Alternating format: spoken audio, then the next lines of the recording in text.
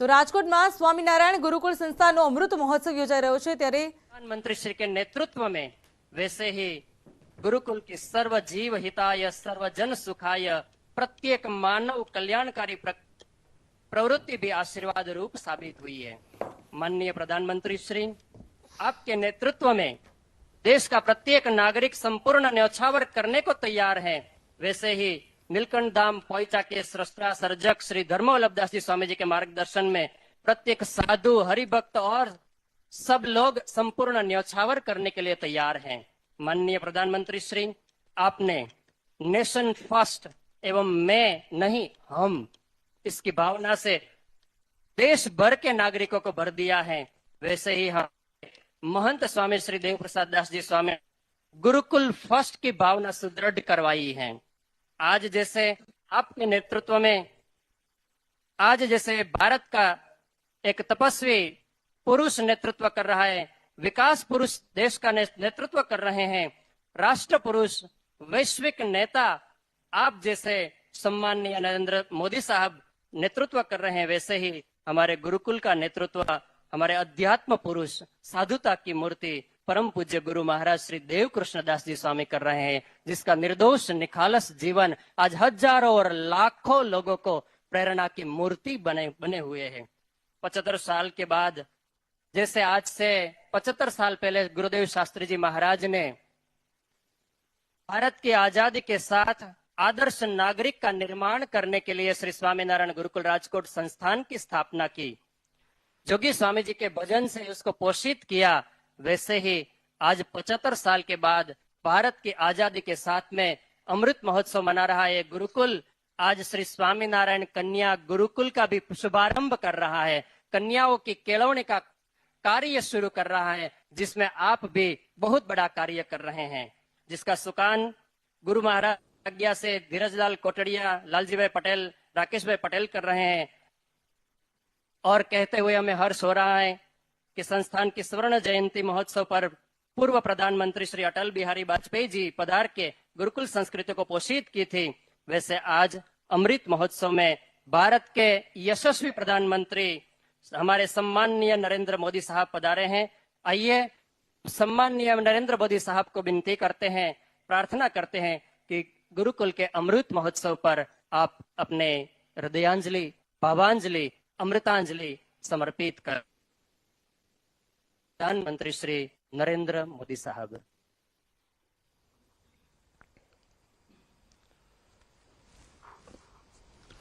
जय स्वामीनारायण।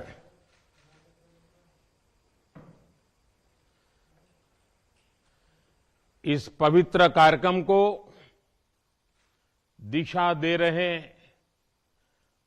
पूज्य श्री देवकृष्ण दास जी स्वामी, महंत श्री देव प्रसाद दास जी स्वामी, पूज्य धर्मवल्लभ स्वामी जी, कार्यक्रम में उपस्थित सभी पूज्य संतगण, अन्य महानुभाव और मेरे प्यारे नौजवान साथियों, आप सभी को जय स्वामीनारायण। पूज्य शास्त्री जी महाराज श्री धर्मजीवन दास जी स्वामी की प्रेरणा से, उनके आशीर्वाद से राजकोट गुरुकुल के 75 वर्ष हो रहे हैं। मैं राजकोट गुरुकुल के 75 वर्षों की इस यात्रा के लिए आप सभी को हृदय से बहुत बहुत बधाई देता हूं। भगवान श्री स्वामीनारायण, उनके नाम स्मरण से ही एक नव चेतना का संचार होता है। और आज आप सब संतों के सानिध्य में स्वामीनारायण का नाम स्मरण एक अलग ही सौभाग्य का अवसर है। मुझे विश्वास है इस ऐतिहासिक संस्थान का आने वाला भविष्य और भी यशस्वी होगा। इसके योगदान और भी अप्रतिम होंगे। साथियों, श्री स्वामीनारायण गुरुकुल राजकोट की यात्रा के 75 वर्ष ऐसे कालखंड में पूरे हो रहे हैं जब देश अपनी आजादी के 75 वर्ष मना रहा है। ये सुखद संयोग तो है ही, सुखद सुयोग भी है। एक राष्ट्र के रूप में भारत की, आजाद भारत की जीवन यात्रा ऐसे सुयोगों से ही, और हजारों साल की हमारी महान परंपरा भी ऐसे ही सुयोगों से ही गतिमान रही है। ये सुयोग है कर्मठता और कर्तव्य के सुयोग। ये सुयोग है संस्कृति और समर्पण के सुयोग। ये सुयोग है अध्यात्म और आधुनिकता के सुयोग। जब देश आजाद हुआ तो हमारे ऊपर ये जिम्मेदारी थी कि हम शिक्षा के क्षेत्र में भारत के प्राचीन वैभव और हमारा महान गौरव को पुनर्जीवित करें। लेकिन गुलामी की मानसिकता के दबाव में सरकारें उस दिशा में बढ़ी नहीं, और कुछ बातों में तो उल्टे पैर चली। और इन परिस्थितियों में एक बार फिर हमारे संतों ने, आचार्यों ने देश के प्रति इस कर्तव्य को निभाने का बीड़ा उठाया। स्वामीनारायण गुरुकुल इसी सुयोग का एक जीवंत उदाहरण है। आजादी के तुरंत बाद भारतीय मूल्यों और आदर्शों की नींव पर इस आंदोलन को, इस संस्थान को निर्मित किया गया। पूज्य धर्मजीवन दास जी स्वामी जी का राजकोट गुरुकुल के लिए जो विजन था, उसमें अध्यात्म और आधुनिकता से लेकर संस्कृति और संस्कार तक सब कुछ समाहित था। आज वो विचार बूझ, वो विचार बीज एक विशाल वटवृक्ष के रूप में हमारे सामने है। मैं गुजरात में आप सबके बीच में ही रहा हूं, आगपी के बीच में पला बढ़ा हूं, और ये मेरा सौभाग्य रहा है कि मुझे इस वटवृक्ष को आकार लेते हुए अपनी आंखों से करीब से देखने का सुअवसर मिला है। इस गुरुकुल के मूल में भगवान स्वामीनारायण की प्रेरणा रही है। प्रवर्तनीया सद्विद्या भुवि यत् सुकृतम महत्, अर्थात सत विद्या का प्रसार संसार का सबसे पवित्र, सबसे महत्वपूर्ण कार्य है। यही तो ज्ञान और शिक्षा के प्रति भारत का वो शाश्वत समर्पण है जिसने हमारी सभ्यता की नींव रखी है। इसी का प्रभाव है कि कभी राजकोट में केवल 7 विद्यार्थियों के साथ प्रारंभ हुए गुरुकुल विद्या प्रतिष्ठानम की आज देश विदेश में करीब 40 शाखाएं हैं। हर वर्ष यहां हजारों की संख्या में विद्यार्थी आते हैं।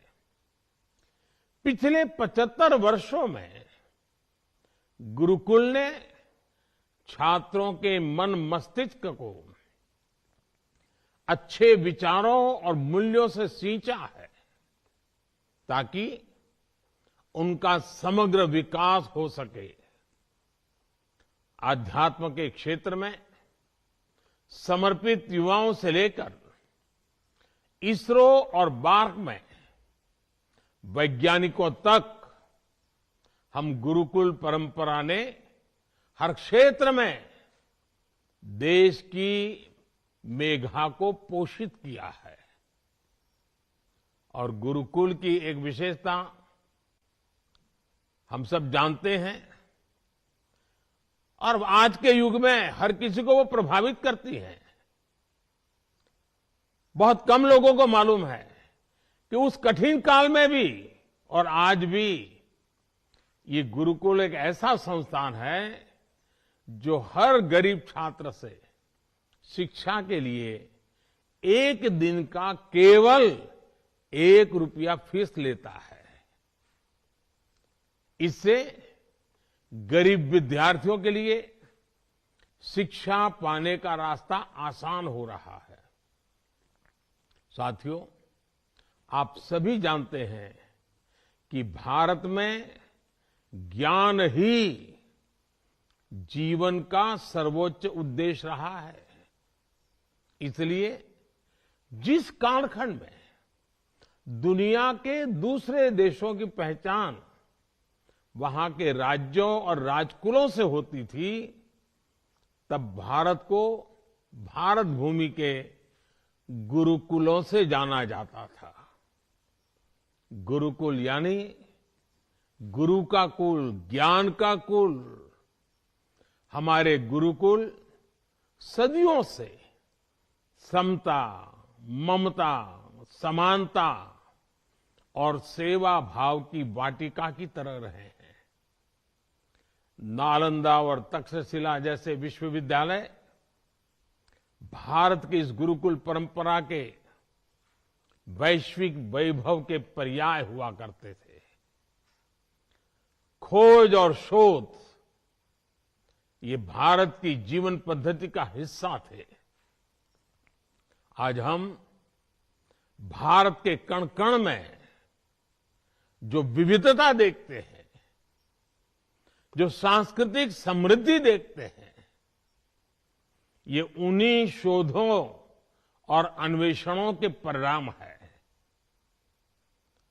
आत्म तत्व से परमात्मा तत्व तक, आध्यात्म से आयुर्वेद तक, सोशल साइंस से सोलर साइंस तक, मैथ से मेटलर्जी तक और शून्य से अनंत तक हमने हर क्षेत्र में शोध किए, नए निष्कर्ष निकाले। भारत ने अंधकार से भरे उन युगों में मानवता को प्रकाश की वो किरणें दी जिनसे आधुनिक विश्व और आधुनिक विज्ञान की यात्रा शुरू हुई। और इन उपलब्धियों के बीच हमारे गुरुकुलों की एक और शक्ति ने विश्व का मार्ग प्रशस्त किया। जिस कालखंड में विश्व में जेंडर इक्वलिटी जैसे शब्दों का जन्म भी नहीं हुआ था, तब हमारे यहां गार्गी, मैत्रेयी जैसी विदुषियां शास्त्रार्थ करती थी। महर्षि वाल्मीकि के आश्रम में लवकुश के साथ ही आत्रेय भी पढ़ रही थी। मुझे खुशी है कि स्वामीनारायण गुरुकुल इस पुरातन परंपरा को आधुनिक भारत को आगे बढ़ाने के लिए कन्या गुरुकुल की शुरुआत कर रहा है। 75 वर्ष के अमृत महोत्सव में, आजादी के अमृत काल में इस संस्थान की शानदार उपलब्धि होगी और देश के लिए महत्वपूर्ण योगदान भी होगा। साथियों, आप सभी बेहतर तरीके से जानते हैं कि भारत के उज्जवल भविष्य में हमारी आज की शिक्षा व्यवस्था और शिक्षण संस्थानों की कितनी बड़ी भूमिका है। इसलिए आजादी के इस अमृत काल में देश एजुकेशन, इंफ्रास्ट्रक्चर हो या एजुकेशन पॉलिसी, हम हर स्तर पर अधिक गति से, अधिक विस्तार से काम में जुटे रहते हैं। आज देश में बड़े शैक्षिक संस्थानों, IIT, triple IT, IIM, AIIMS जैसे संस्थानों की संख्या में बड़ी वृद्धि हो रही है। 2014 के बाद से मेडिकल कॉलेजों की संख्या में 65% से ज्यादा की बढ़ोतरी हुई है। नई राष्ट्रीय शिक्षा नीति के जरिए देश पहली बार उस शिक्षा व्यवस्था को तैयार कर रहा है जो फॉरवर्ड लुकिंग है, फ्यूचरिस्टिक है।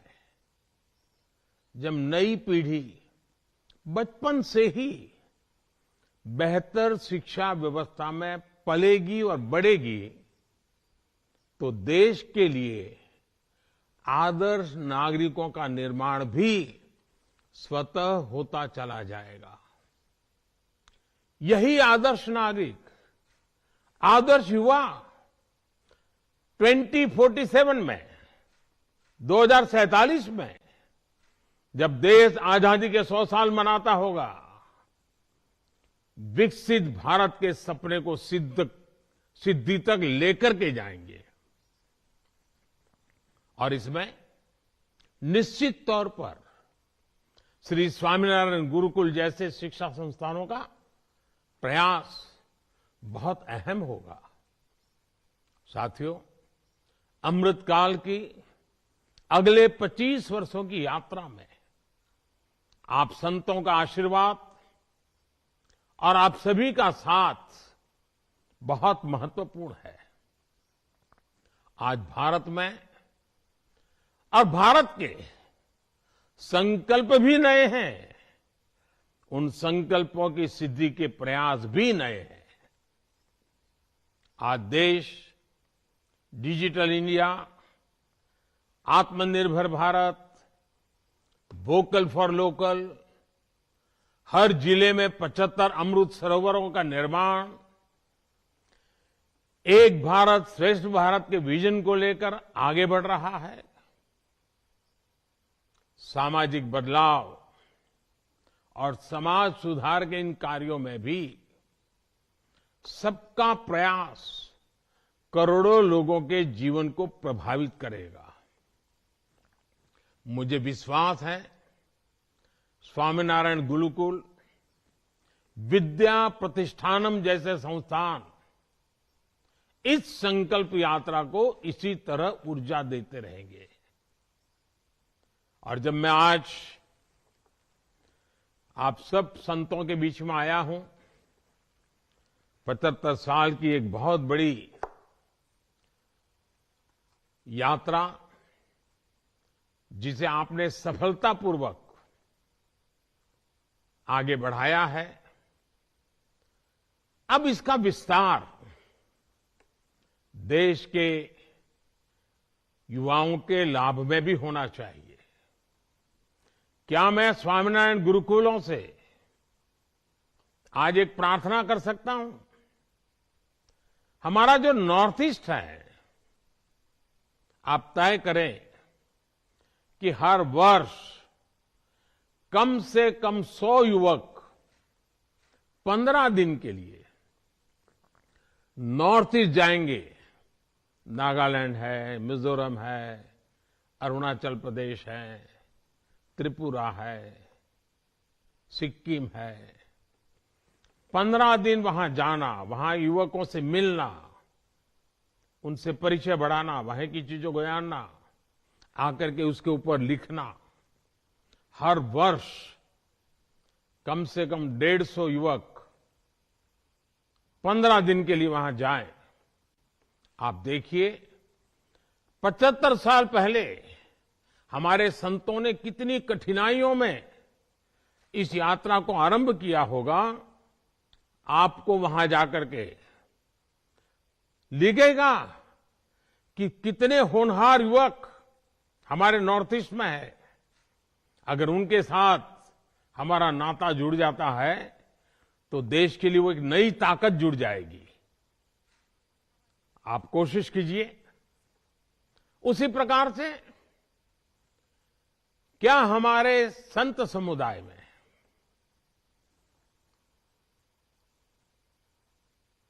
मुझे याद है जब बेटी बचाओ अभियान हम कर रहे थे तो छोटी छोटी बालिकाएं मंच पर आकर के 7 मिनट, 8 मिनट, 10 मिनट का बड़ा हृदय द्रावक और बड़े अभिनय के साथ भाषण करती थी। सारे ऑडियंस को रुला देती थी। वो कहती थी, मां के गर्भ में से वो बोलती थी कि मां मुझे मत मारो। भ्रूण हत्या के खिलाफ आंदोलन का बहुत बड़ा नेतृत्व हमारी बेटियों ने गुजरात में किया था।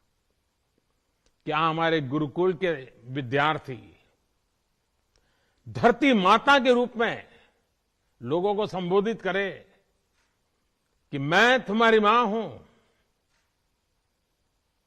मैं तुम्हारे लिए अन्न, फल, फूल सब पैदा करती हूं, मुझे मत मारो। ये फर्टिलाइजर, ये केमिकल, ये दवाइयां, मुझे उसे मुक्ति दो। और प्राकृतिक खेती की तरफ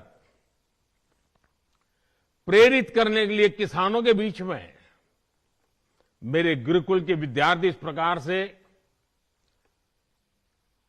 स्ट्रीट प्ले करे, शेरी नाटक करे। बहुत बड़ा अभियान गुरुकुल हमारे चला सकते हैं। और मुझे खुशी है कि गुजरात के हमारे गवर्नर श्रीमान आचार्य देवव्रत जी के नेतृत्व में प्राकृतिक खेती का बहुत बड़ा अभियान चला है। आप भी जैसे मनुष्य को व्यसन से मुक्ति का अभियान चला रहे हैं, वैसे ही धरती माता को इस प्रकार के जहर से मुक्ति का प्रण लेने के लिए किसानों को प्रेरित करने का काम कर सकते हैं। क्योंकि गुरुकुलों में जो लोग आते हैं वो मूल गांव से, किसानी परिवार से आते हैं। उनके माध्यम से बात बड़ी सरलता से पहुंच सकती है। तो आजादी के इस अमृत काल में हमारे गुरुकुल, हमारे संस्कारित शिक्षित युवक उज्जवल भविष्य के लिए, पर्यावरण की रक्षा के लिए, एक भारत श्रेष्ठ भारत के सपने को साकार करने के लिए अनेक नए विचारों, आदर्शों, संकल्पों को लेकर के चल सकते हैं। और मुझे विश्वास है स्वामीनारायण परंपरा की मेरे लिए बड़ा सौभाग्य रहा है कि स्वामीनारायण परंपरा में जब भी मैं आपसे मिला हूं, जो भी मांगा है आप सबने पूरा किया है। आज जब मैं इन चीजों को मांग रहा हूं, मुझे विश्वास है आप भी इसको पूरा करेंगे और गुजरात का नाम तो रोशन होगा ही होगा, भावी पीढ़ी का जीवन आसान होगा। फिर एक बार आप सबका बहुत बहुत धन्यवाद। जय स्वामीनारायण। ગુરુકુળ સંસ્થાનનો અમૃત મહોત્સવ અને જેમાં પીએમ મોદી વર્ચ્યુઅલી જોડાયા। અમૃત મહોત્સવમાં પ્રધાનમંત્રી મોદીની હાજરી જોવા મળી। પીએમ મોદી અમૃત મહોત્સવમાં વર્ચ્યુઅલી તમામ લોકોને સંબોધન કર્યું। સીઆર પાટીલ અને હર્ષ સંઘવી પણ આ કાર્યક્રમમાં ઉપસ્થિત રહ્યા હતા। અમૃત મહોત્સવમાં સાંસ્કૃતિક પ્રદર્શન 40 વીઘા જેટલી વિશાળ જગ્યામાં તૈયાર કરવામાં આવ્યા છે। પ્રાકૃતિક પહાડો, જંગલ, ગુફા અને 1 લાખથી વધુ ફૂલ છોડ વનરાયો વચ્ચે 30 પ્રકારની અદ્યતન ટેકનોલોજી સાથે પારિવારિક, સામાજિક, સાંસ્કૃતિક અને આધ્યાત્મિક મૂલ્યોને ઉજાગર કરતું ભવ્ય પ્રદર્શનનું આયોજન કરવામાં આવ્યું। આ સાંસ્કૃતિક પ્રદર્શનીમાં 3 ભવ્ય ઓડિટોરિયમમાં પણ અલગ અલગ ટેલિફિલ્મો બતાવવામાં આવી।